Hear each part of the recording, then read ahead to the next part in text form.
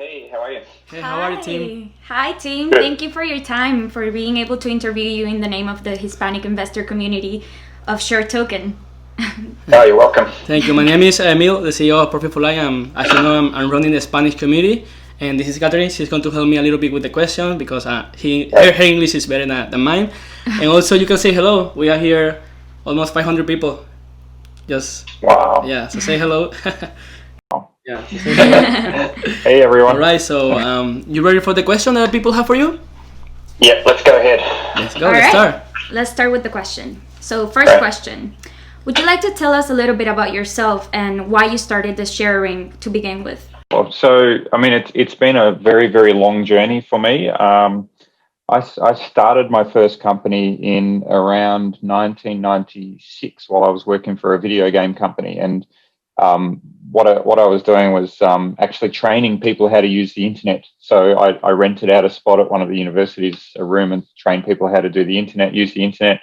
And then I started doing some work for companies after hours, just teaching them how to use the internet and getting them connected and all that sort of stuff. And I very, very quickly realized I had no idea how to run a business. So I decided to sort of stop doing that and really sort of get a lot of experience within different startups and different businesses and learn how to sort of run businesses. So I worked for the games company for a while, became general manager of their IT operations in Australia. And then I moved to a consulting company and basically started working for them for a while, then moved over to a company that was owned by Microsoft, did some IT consulting for them, worked for an investment bank. And then by that time, I was like, okay, I know how to run a business. I know what customers want, what they need to do and all that. So I left in 2004 and started my first company, which was a company called BioWatch. And BioWatch was developed to create a software as a service architecture for GPS and fleet companies. So sold that in 2008. Fast forward a couple of years, and I actually started getting very, very interested in the sharing economy and how we could do better with our utilization of assets and things like that. So at that time, I enjoyed camping and caravanning a lot. So what I did was started a company which was like Airbnb, except for caravans and camping and motorhomes. Mm-hmm. So I started that company and ran that for a while. And I actually quickly realized that owning a caravan and renting it out is very different to owning a house and renting it out. And the reason why is because if you own a house and rent it out on Airbnb, the times that you rent it out are when you're traveling, which means that the house is empty. So you travel during the holiday periods, the house is empty. But with a caravan, the times that you use it are actually during the holiday periods. So people didn't really want to rent out their caravans because they wanted to use them during the holiday period, and then during the winter months, they didn't want to use them, so they would rent them out, but nobody would want to rent them. So the company struggled a bit, but I ended up selling that to a publicly listed company. But that gave me the real sort of, I guess, the feeling or the need to develop something in the sharing economy. So I had this idea to create a platform for the sharing of and the rental of anything. And it was kind of, the idea was really like Amazon for the sharing economy. So we started a company called Keys in about 2013. And the idea behind that was that we would create a platform that any company could integrate with, rent out products, and do all of the sort of things that they needed to do for the sharing economy. But we very quickly realized that creating a standard API and trying to create all of the rules associated with it was too difficult. So we focused just on car sharing. And then in 2016, the Ethereum white paper came out and spoke about this idea of smart contracts and virtual machines on the blockchain and all of that. So I did a lot of research on that. And that's where I thought, this is where we can actually launch my idea of sharing economy. So because what you could do with this virtual machine is, instead of having these very specific rules about how people do things, the smart contracts allowed us to have something that was a little bit more flexible with how somebody might want to sort of build their company or integrate with it. So I had some staff do some research on that. I did a lot of research myself. And then by the end of 2017, the idea for sharing was basically born. So it's been a very, very long path to get to this. And, you know, a lot of the experience that we've had in the past has really sort of brought us to this point where sharing is actually building something that I dreamt of, almost 10 years, actually more than 10 years ago. Nice. It sounds like an amazing journey, honestly. Yeah, it is. And just the way how you find the Ethereum wallpaper and then you realize you can integrate that to the project, that's the next level for everything, I think, right now. Awesome. Cool. Great. Okay, so question number 2. 2020 has been great for Share Token, with great levels of growth at all levels. What can you expect for next year? So for us, we saw really 2020 for us is really about the growth of the business in terms of partnerships and also building our products, right? So if you look at our team, we restructured our team in late 2019 to really focus less on our sales and marketing side and focus much more on building products. And then when COVID hit in March, we had a choice. We could either do what a lot of companies did and then just sort of go underground and try to save money so that we didn't burn all of our money, or double down and grow the business and take advantage of that to really sort of spend a lot of time building and making stronger products and partnerships. So that's what we chose to do. And we're very thankful that we did it. So, our team has, actually tripled in size in terms of number of people. We've got new offices, a new office that we're just moving into in Thailand, which is a great, a 4-floor story building. So I would say 2020 was about partnerships and building our product. 2021 is actually going to be all about products, services, and transactions. So the things that we've got lined up for 2021, if you think 2020 was good, just wait for 2021, because we've got new products coming out that are actually going to be launched to the market. We're taking advantage of all of the partners that we've announced to really sort of launch things with them. And it's really going to be focusing on transactions on the blockchain. So let's start growing those transactions very quickly. That's awesome. That's Okay. So how many streams of revenue will Sharering have as a company? So we've got basically 3 streams of revenue. Our main bread and butter, which is our main stream of revenue, is from transactions. So we, like a number of other people, own some masternodes, and we will make revenue through the transactions on those on our platform through those masternodes. So that will happen through signups, bookings, identity checks, other things like that. We do also have a monthly service revenue. So where some clients, we might charge them for software as a service or some additional things that they do where we manage on a month-by-month basis. So they pay us a monthly service revenue. And the other areas in NRE, which is basically non-repeatable services. So it might be some development services or integration or things like that. And actually through the transactions, there is also a margin, like we make a profit margin when somebody books, say, travel or uses the FX service or something like that too. perfect. Awesome. Okay, so now with the growth of the Latino and the Spanish-speaking community has had, would you consider having partners with the Latin American companies? Absolutely. So we're actually in the process now of looking at sort of doing the translations of our app and our website into a number of other languages. So Espanol is definitely one of them. We're also looking at Portuguese as another one. So it's absolutely our focus. So with our app now, we have the English version, we have a Chinese version, we have a Thai version. And I would say that Spanish would be the next version. So we need to make sure that we have the right Espanol in there. So I think it's been suggested that Espanol Mexicano is probably the next one that we'll look at as well. Yeah, the white paper, it was the thing that engaged me to the project. So here is going to be the white paper for the Spanish community. That will be ready maybe Friday or latest Monday, but we are going to have it, the white paper in Spanish. Absolutely, yep. Amazing. Do you have any expansion plan in the US and Latin American countries, like physical offices? Yeah, so not right now, but the deciding thing for us is a strong community, right? So if we have a strong community, which what you guys have done in the last couple of months or even a few weeks is incredible in terms of growing the community. So we definitely thank you and the community for that. So a strong community is really the first thing that we look at. So if we do have that, then that triggers something for us to say, well, there's going to be interest in our products there. So let's start looking at how we open some sales there, some partnerships there, and then look at how we open the office there, and then where we would, if it's in the US, if it's in Latin America. So what part of the Americas that we do open it in. How do European companies react to the adoption of technologies like sharing ID and e-commerce? Is this new class of e-commerce with the benefits of blockchain technology gaining around in this region?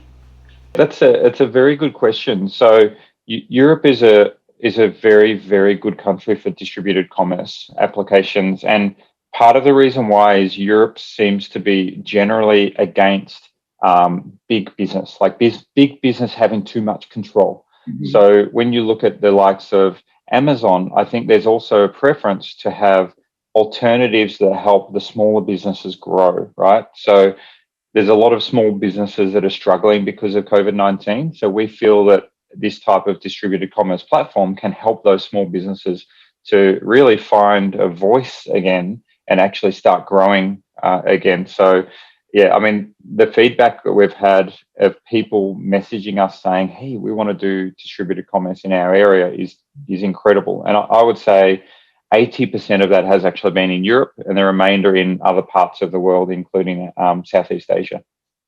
Amazing. So how's the progress with recent partners like Tencent, BSN, and Rakuten? Yep. So we have regular weekly or bi-weekly, so fortnight calls with all of those, with most of our partners. So Tencent, we have regular weekly calls with them. Tencent, we have multiple tiers of integration we're doing with them. So the first stage, which is around our identity management product, that's done. So we've completed that connection and integration with them. The next stage is to use some more of their cloud services and cloud infrastructure. So that's happening now. We've got a call with them next week to progress that. And then there's other parts which I'll answer, I guess, with some a bit later. So BSN, we have regular calls with them. We're currently integrating with their API, so that should be done in the next couple of weeks. And then Rakuten is another one we have regular calls with for their travel exchange. Basically, I think we're looking at finishing the integration with that in early January. And will the Sharing app be integrated to WeChat for massive use in the Asian continent? So, can you repeat that question? Sure. Will the Sharing app be integrated to WeChat for massive use in the Asian continent? Yeah. So yes. So we actually already have a beta version of the WeChat app, version of our app. So it's I wish I could show it to you now, but so basically we've got full Sharing ID sign up.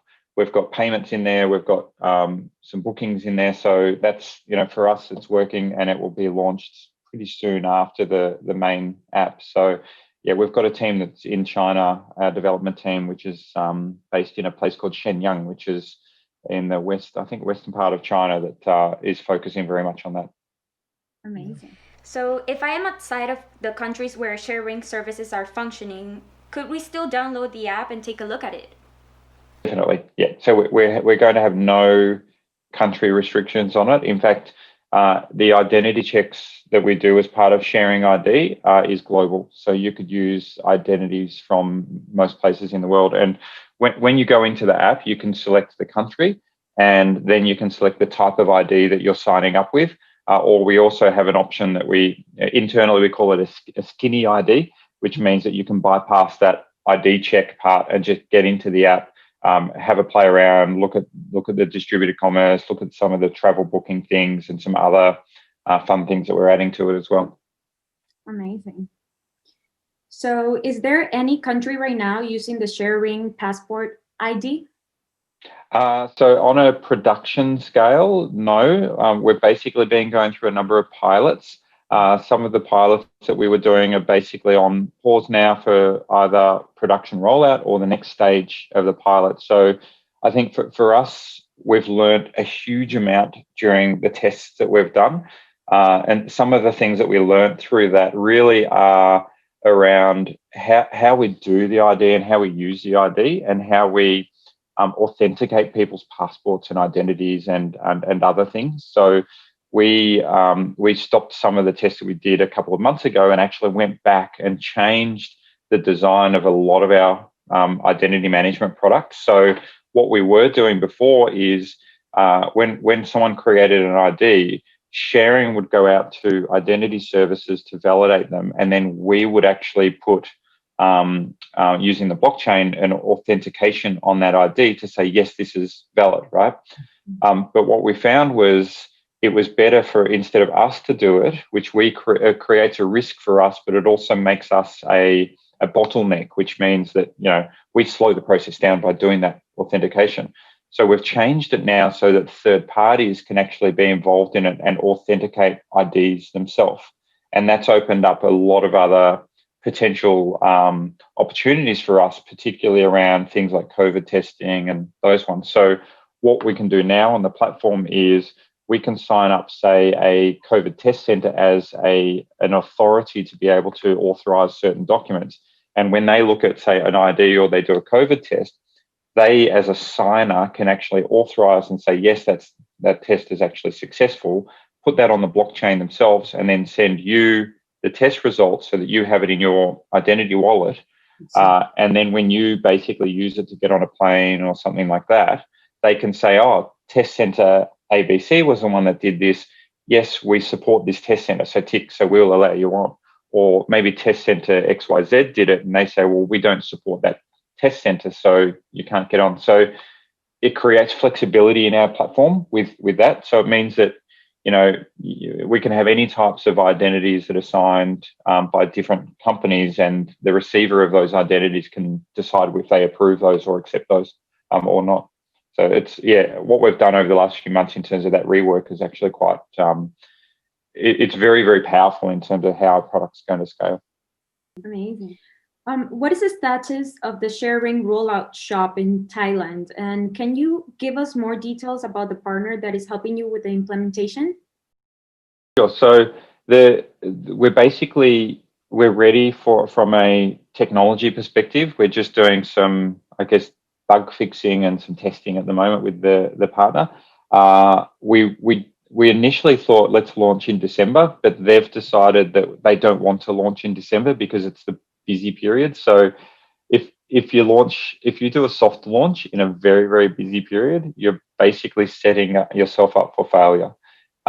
Because if we soft launch and lots of people are desperate for products and they want to order things, we'll get too many and we won't be able to scale quickly enough for it. So we've decided that we'll push it back to January after the peak period, and then we'll launch then. So the marketing of all of that will start sort of around later this month, early next month. Our partner there, I can't say who it is yet because we still have a non-disclosure with them. They are very heavily involved in the delivery and logistics industry over there. So they are the perfect partner for this. We do have a third partner as well that's involved with this, and they've been very much involved in e-commerce type arrangements and delivery services as well for since the start of COVID. So they actually started their business off the back of COVID, this third partner as well. So can you give us information about the conversations that you're having with the government for the COVID passport?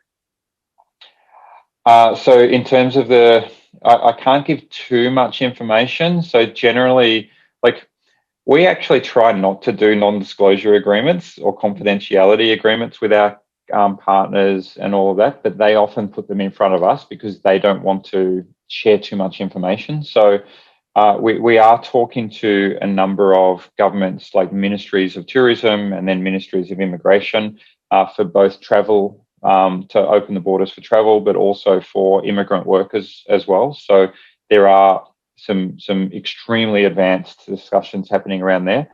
We are also talking to companies that service the travel industry. So ones that create the booking gates or the identity for passports or other areas. So we've got some discussions, and where our discussions are now, it's not about do you want this? It's about how do we integrate this? How do we make sure that we've got the right companies on board to do the right solution? And we're talking less about actual COVID testing passports now and more about vaccination passports. So a lot of the airlines are saying that they would like to sort of not necessarily restrict to only people that are vaccinated, but they want to say, they want to know whether their travelers are being vaccinated and on the flights, so they can do risk profiling and things like that on them as well. So, there's an incredible amount that's going on in the background on that for us. Wow. What is the benefit for Tencent of using the blockchain of sharing, when will they start doing it? So, I mean, in terms of that's the benefits of them to use the sharing blockchain.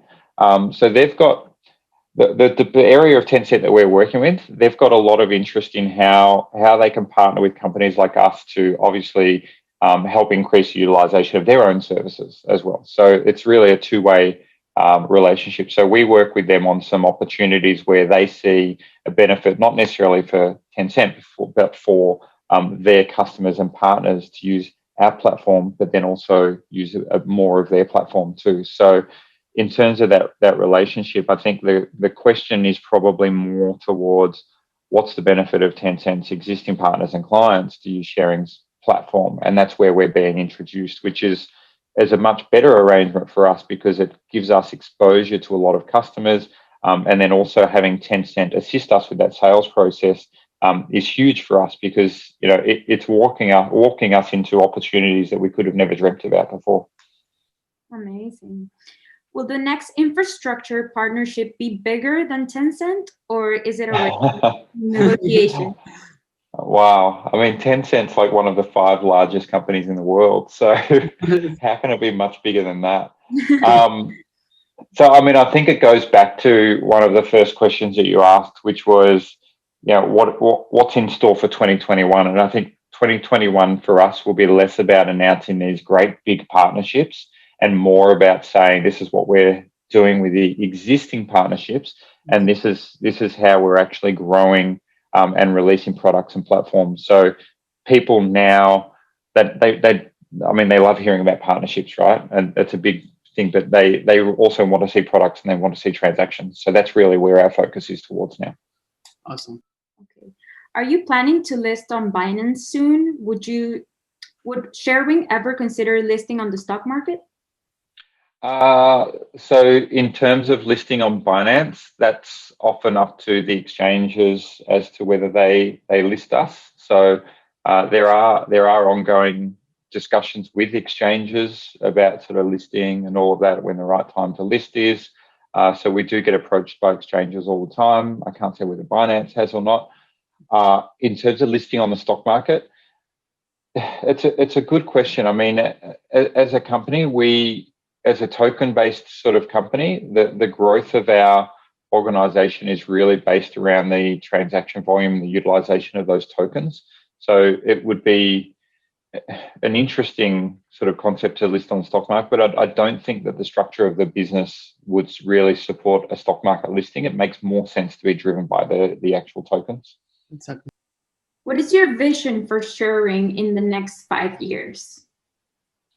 In the next 5 years is, 2 years is all about building growth, product releases, platform releases. Next 5 years is really where, outside of sort of the crypto community, the general public knows the name Sharing, and it's a first choice for them of certain services around, say, identity management, around rental services, booking services, and travel services as well. So, I think for us to sort of go from being a niche player in a big market to now sort of getting towards being one of the leaders in at least one of the areas that we're operating in. Okay. Do you contemplate a partnership with any other cryptocurrency? Yeah, I mean, we are speaking to other crypto projects or blockchain projects and talking about partnerships with them. So, where there's better technologies than ours, we believe in integrating with those technologies instead of trying to sort of just reinvent the wheel. So I think, we're always open to good, solid partnerships. In fact, we are in some very, very strong discussions right now with a couple of projects where we're looking at doing something with them. Perfect. Amazing. Will Will we have tier 1 staking and app this month?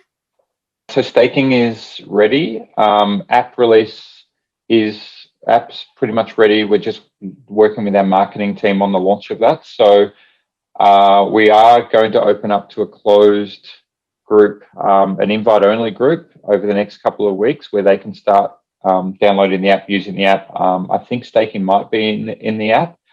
Staking is completely ready from the blockchain side. So I would say yes for the closed invite-only group. So we need to soft launch this to make sure we get the invite-only group in there. They'll basically run it for a little while, then we expand that to a wider audience, and then we open it up to everyone else. And we need to do that just so we're not overwhelmed from day one with too many downloads, too many requests, and we need to sort of manage that rollout. I think a lot of most good sort of app releases follow the same schedule. Okay. Can you tell us more about staking and flowbacks? Yeah, so in terms of staking, so basically what happens is we've got about, I think there's about 35 or 40 master nodes that run on the system. A bunch of those are run by us, and the rest of them are run by very, very long-term holders within the community. So people that got in at the seed or pre-sale actually own the majority of the master nodes. And then also some people that are very heavily involved in the marketing side and community building for us as well. So what they basically hold the master nodes, they can stake their own tokens with it. But what they do is when they set the master node, they can also set an option to set like a commission level, which allows other people to stake with them. And the master node holder earns a small commission, whatever they set it at, from the staking that other people do with them. And if you want to stake, what you need to do is you just get share token, you convert it into our mainnet version of share token, and then through the app or through command line that you can do, you can actually stake, choose the master node to stake with them, and then you just earn based on the amount that you staked and the number of transactions that go through our network. So it's quite straightforward. In terms of flowbacks, the way that flowbacks work is it's a creative name that was created by the community in terms of, because we don't call it buybacks because we're not buying back people's tokens. So the way that basically works is most of our customers that use our platform, they don't understand cryptocurrency and they don't want to buy a share token to use it to pay for transactions because it just doesn't make sense to teach them how to get on an exchange and buy tokens to use a product that may not be strictly crypto based, right? So what we do is we charge them transaction fees in US dollars or their local currency. So creating an ID might cost 5 cents, for example. And then what we do is we take that US dollar amount and we actually purchase share token on their behalf on the exchanges. So we might do an automatic purchase of, say, 1,000 share token for a bunch of transactions. And then that 1,000 share token, we distribute that amongst their master nodes. And that's how they get their earnings. So they earn directly from the transactions that are created. The good thing about that is we always charge the same USD amount in transaction fees to the customers. So even if share token price goes up or down, they're still paying the same amount. So our blockchain has an exchange rate built into it. And so let's say we charge 10 cents for a transaction and the token price is 2 cents. What that means is that we would be buying 5 share tokens for that one transaction that's done and distributing that amongst the node holders. So that's how the flowback mechanism works. The benefits for that is it creates really good velocity. So it creates good token velocity, which means the tokens keep moving through the network. It creates automatic volume on the exchanges. So we've always got a demand because we're buying tokens constantly. And then it also creates scarcity, which is what people want to see because those tokens then get locked up with the masternode holders and then they'll unlock them, sometimes sell them, and then they get pushed back through the system again. Okay. Is there a required amount of time to stake, and how does it eliminate the need for an increase of the token supply as other projects using proof of stake do? So basically, I explained a little bit about that. So in terms of minimum time, so there's a 3-week schedule. So if you stake, it takes 3 weeks to unstake. So or unbond, I think it's called. And that's just so to protect the network, basically. So that would effectively be the minimum amount of time that it needs to be staked.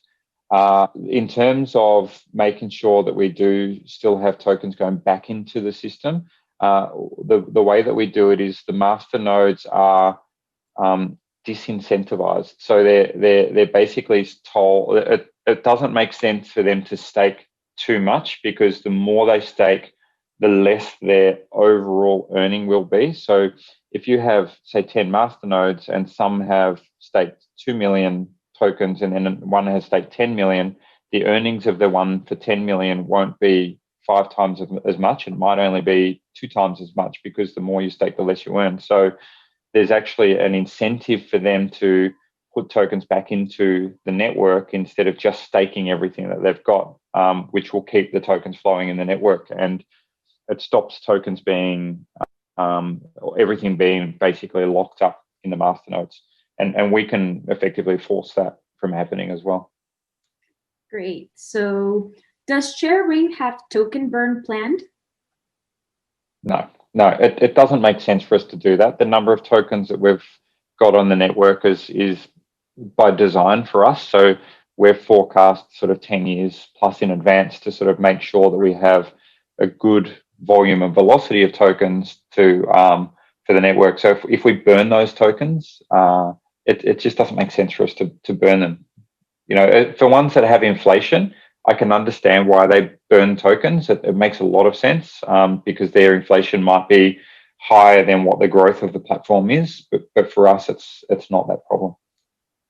So share token won't increase the max supply that I already have, or yes? So we don't have any plans in the short term to increase the max, our current max supply. I think our max supply is 4.3 or 4.6 billion tokens. So there's no plan to increase that max supply. So if we were, we could do it. I mean, we would need to hard fork the blockchain because it's actually built into the blockchain to do that. So, you know, I can't see us increasing the max supply for the next 5 to 10 years. But if there's a requirement for us to do so because of the growth of the platform, then, you know, it's absolutely something we would look at doing. Awesome. So watch this space. Just keep an eye on us in 10 years. Exactly, yeah. Well, these are the end of the questions. We just went through the whole list. Is there any other questions you'd like to make? Or? Let me see. Any question over there? So you have 6 people, 600 people watching you. Amazing. Let me see if there are any other questions just to see. I wish I could do this in Spanish so that we don't also need to add the translations later. Yeah, that's okay. That's okay. Most of the people understand, but at the end we will do the translation. Just people say, thank you so much, team. You're the best. We already say the max supply. Everything is taking. Yeah, I think we cover everything that they want to ask here as well. Well, thank you, Tim, so much for your answers. They were very precise, very understandable. So thank you so much for your time as well. For everyone else watching, be sure to join Sharing's main channel on Telegram and follow on Twitter and Facebook to show your support. Yeah, thank you so much, Tim. And thanks for the great questions. Really good questions. Thank you. Yeah, for sure. Keep in touch, man. Keep in touch. You know, here in the Spanish community, you have somebody here taking care of our people. Cool. Thanks again. Bye. Bye-bye.